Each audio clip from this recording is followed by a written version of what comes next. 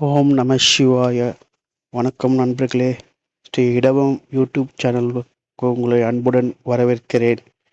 இப்போது ஏற்கனவே கூறியது போல் திருவண்ணாமலை கிரிவலம் பற்றியும் அதன் சிறப்புகளையும் தொடர்ந்து பார்ப்போம்.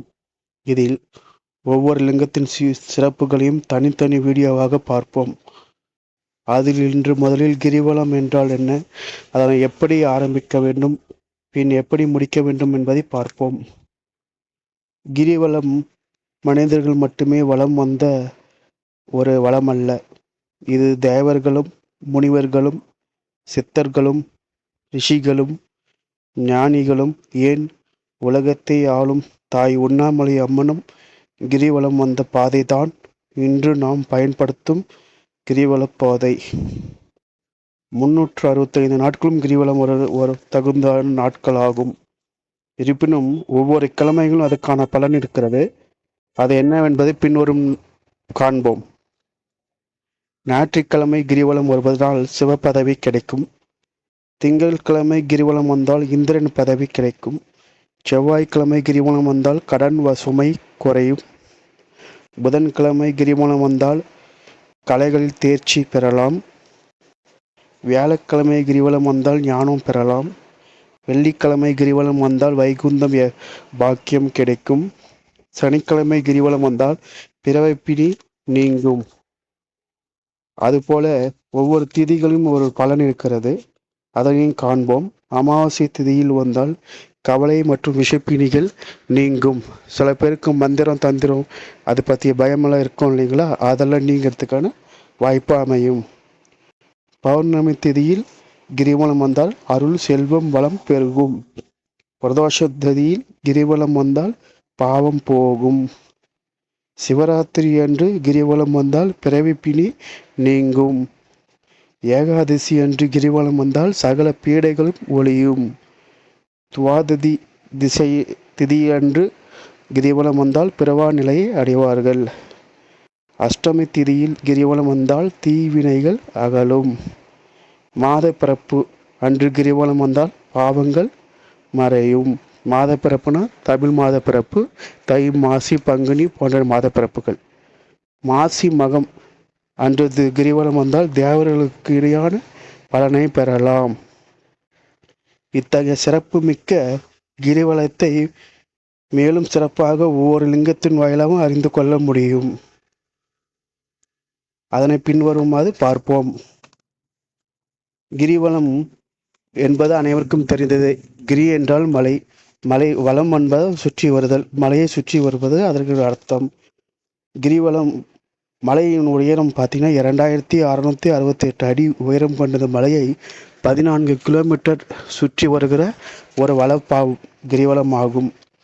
கிரிவலம் செல்பவர்கள் பொறுமையுடனும் மிகவும் அமைதி காத்தும் நடைபெறணும். ஆனால் இப்போது மக்கள் பார்த்தீர்கள் என்றால் அவசரமாக ஏதோ பிடிப்பது போன்று ஓடிக்கொண்டிருக்கிறார்கள்.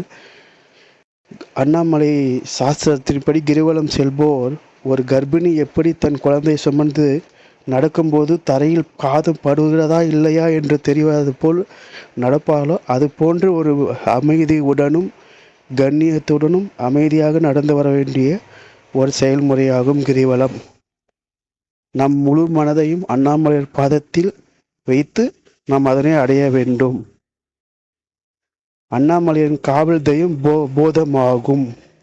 ஆகவே இதுவரையில் யாரும் சொல்லாத ஒரு முக்கிய கருத்து இது இந்த இடத்துல நான் உங்களுக்கு சொல்லிக்கணும்னு ஆசைப்பட்றேன். கிரிவலம் எங்கேருந்து ஆரம்பிக்கணும் அப்படின்னா, எல்லாரும் ராஜகோபுரத்துக்கு எதிரில் போயிட்டு கற்பூரம் போட்டு ஒத்தரை தள்ளிட்டு கும்பிடுவாங்க. அப்படி கிடையாது. கிரிவலம் ஆரம்பிக்கிறதுனாக்கா நம்ம அண்ணாமலையாரோட வடக்கு கோபுரத்துக்கு எதிரில் பார்த்தீங்கன்னா போத நாராயணர் சன்னதின்னு ஒரு சன்னதி இருக்கும். அந்த போத நாராயணரை போய் வணங்கி விட்டு அங்கேருந்து இரட்டை பிள்ளையார் இருப்பாங்க, 2 பிள்ளையார் வைத்திருப்பாங்க. அவரையும் வணங்கி விட்டு அங்கேருந்து வந்தீங்கன்னா அண்ணாமலை ராஜகோபுரத்துக்கு பக்கத்துலேயே பார்த்தீங்கன்னா முனீஸ்வரர் ஆலயம் இருக்கும். திருவண்ணாமலை அண்ணாமலை கோவில் காவல் தெய்வமாக முனீஸ்வரர் ஆலயம் இருக்கும். அந்த முனீஸ்வரரை வணங்கி விட்டு தான் பின்னர் தான் நம் கிரிவலம் செல்ல வேண்டும். முதலாவதாக இந்திரலிங்கம். இந்திரலிங்கத்தை தொடர்ந்து பார்ப்போம். கிழக்கு திசையின் அதிபதியான இந்திரன் ஐராவதம் யானையின் மீது வலம் வருபவர், தேவர்களின் தலைவர். அவர் வணங்கிய லிங்கத்தை இன்று நாம் இந்திரலிங்கம் என்று பெயர் சூட்டி நாம் அதை வணங்கி வருகிறோம். அப்படிப்பட்ட சிறப்புகள் கொண்ட இந்திரனை லிங்கத்தை வணங்குவதனால் நமக்கு கிடைக்கும் பலன்கள்: நோய் அகலும், உடல் உபாதைகள் நீங்கும், காரிய தடைகள் அகலும், பதவி நிலைக்கும். இந்திரன் என்பது அனைவருக்கும் முதன்மையானவர் அல்லவா, தேவர்களுக்கு. அதுபோல பதவி நிலைக்க வேண்டும் என்றால் இந்திரனை வணங்கலாம். இதோடு இந்த பதிவை நம்ம முடிச்சுக்கலாம். தொடர்ந்து அடுத்து மொத்தம் 8 அஷ்டலிங்கங்கள் இருக்கிறது. அதில் முதலாவது வந்த அஷ்டலிங்கம் இந்திரலிங்கத்தை பார்த்து விட்டோம்.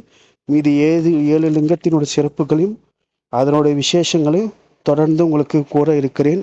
தொடர்ந்து நம்மை ஃபாலோ பண்ணுங்கள், ஷேர் பண்ணுங்கள், லைக் பண்ணுங்கள். ஆதரவுக்கு நன்றி நண்பர்களே.